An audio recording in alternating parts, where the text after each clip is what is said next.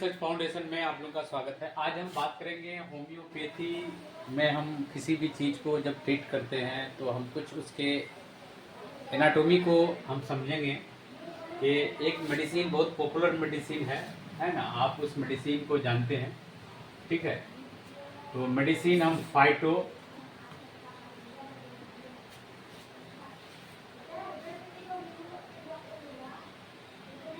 फाइटोलेका डिकेंड्रा के बारे में बात कर रहे हैं, ठीक है। अब फाइटोलेका डिकेंड्रा का मीनिंग को समझने से पहले हम समझेंगे टी सेल को। टी सेल क्या होता है। अब देखिए, टी सेल का कुछ इस तरह से है कि ये टी सेल अगर आप देखें तो इसके 4 पार्ट्स होते हैं, ठीक है। अब इस 4 पार्ट्स में सबसे इम्पोर्टेंट पार्ट्स है इसका एक टी सेल, ठीक है। अब इस टी सेल में इसको आपको ये हेल्पर का रोल करता है, ठीक है। जहां पे आप CD4 टी सेल से जाना जाता है, ठीक है।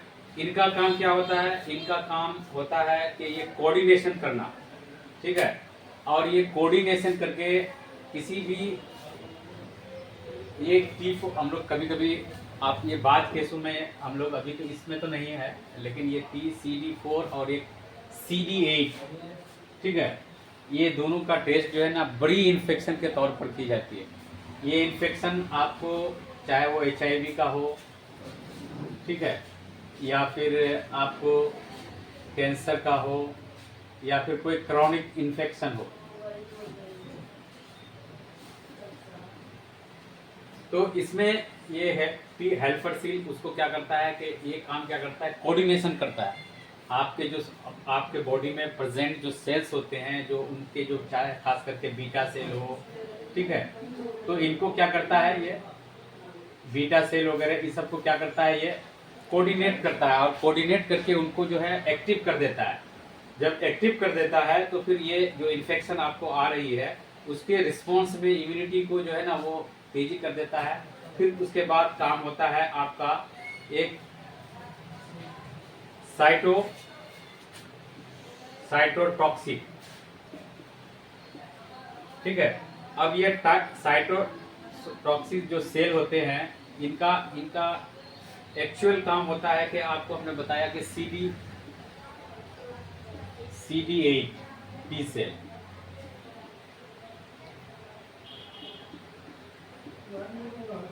ठीक है। तो साइटोटॉक्सिक जो सेल्स है ये CD8 का भी एक पार्ट है, उसी टी सेल का भी पार्ट है।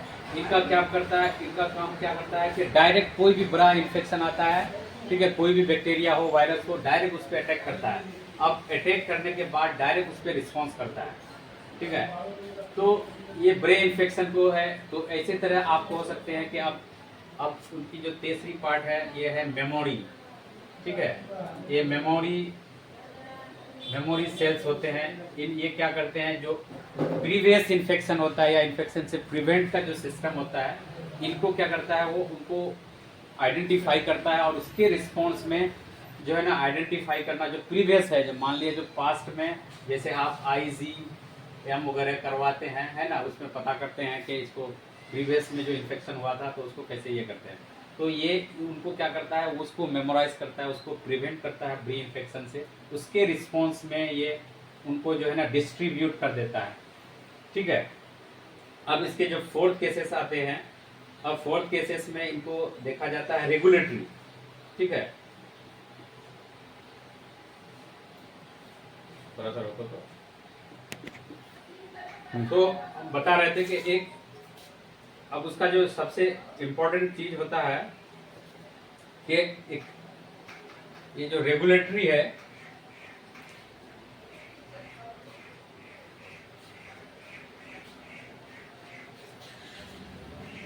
रेगुलेटरी सेल, ठीक है।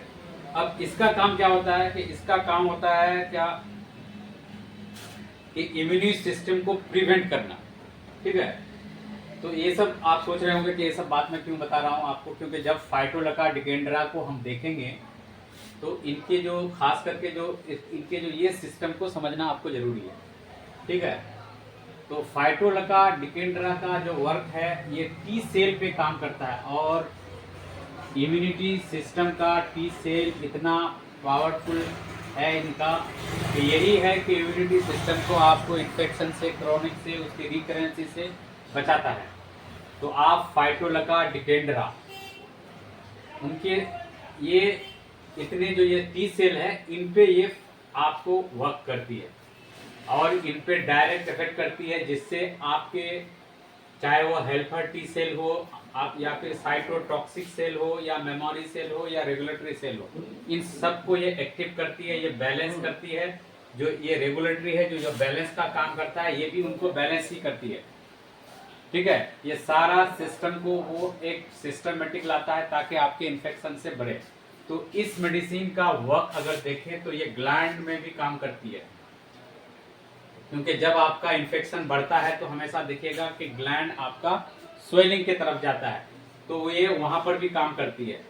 ठीक है, दूसरा अगर आपके इन्फेक्शन अगर कहीं बैक्टीरियल हो, वायरस हो, कुछ भी हो, तो आपके जॉइंट्स को भी ये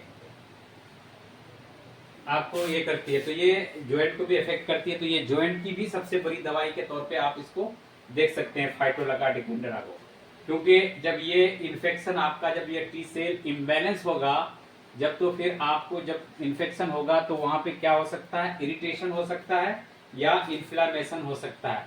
तो आप फाइटोलका डिकेंड्रा को इस पे देख सकते हैं।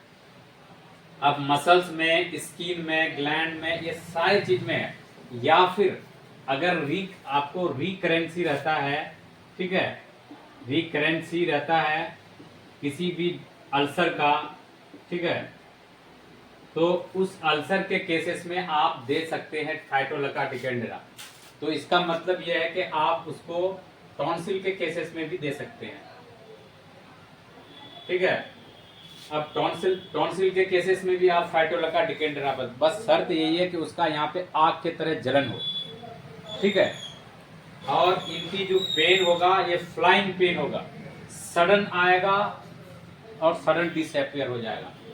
फाइटोलका डिकेंड्रा को हम देखेंगे कि आया सडन डिसअपियर हो गया, इसकी पेन इस तरह से होती है। इनका काम फाइब्रस टिश्यू पर है।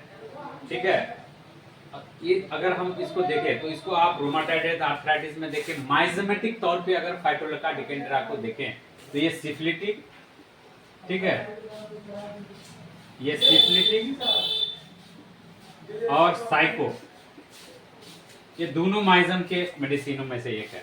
और आप इनको जो है ना, मेमोरी ग्लैंड हो या फिर ग्लैंड के कोई भी केसेस हो, जॉइंट पेन हो, टॉन्सिलाइटिस हो, अगर ये सिम्टम आपको दिखे, रिकरेंसी हो, इन्फेक्शन का हो, तो ये टी सेल पे एक वाहिद, एक सिंगल, एक ऐसी मेडिसिन है जो फाइटोलका डिकेंड्रा आपके टी सेल के फंक्शन को जो है ना रेगुलेट करती है, जिससे आप कभी चेक कराए होंगे CD4, ठीक है, या CD8, ठीक है, इससे ये पता चलता है कि आपके हेल्पर सेल और आपके साइटोटॉक्सिक सेल कैसे हैं, आप किस तरह से वो एक्टिव है, कितना एक्टिव है वो सेल, और ये किस तरह से डायरेक्ट अटैक कर पड़ता है वायरस और बैक्टीरिया के बीच में। तो आप CD4, CD8 भी आप चेक करते हैं HIV या फिर कैंसर या फिर कोई भी अदर क्रॉनिक इन्फेक्शन के केसेस में। तो अगर आप फाइटोलका डिकेंड्रा को यूज करते हैं और इनकी पोटेंसी के तौर पे आप अगर कहें तो हमेशा मैं लोअर पोटेंसी इसका यूज करता हूँ।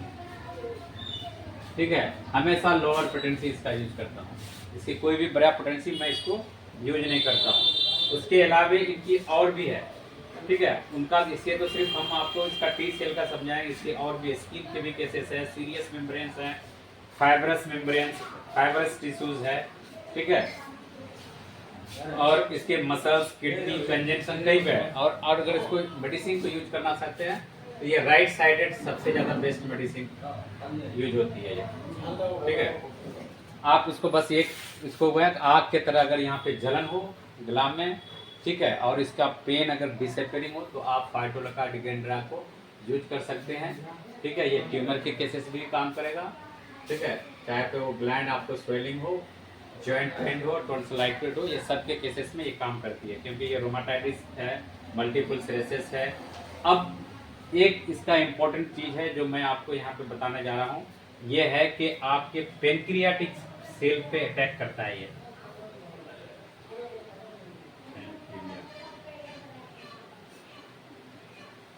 ये पेनक्रियाटिक सेल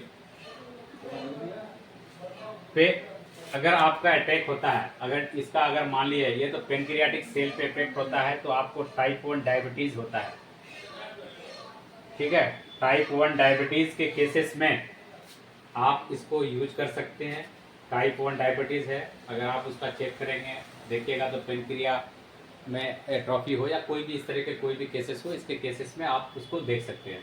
तो आप पेनक्रियाटिक सेल्स में अगर इन्फेक्शन है, उसका बीटा सेल अगर डैमेज हो रहा है, ठीक है, टाइप 1 डायबिटीज़ के केसेस में आप इनको देख सकते हैं, फाइटोलका डिकेंड्रा। थैंक यू, धन्यवाद।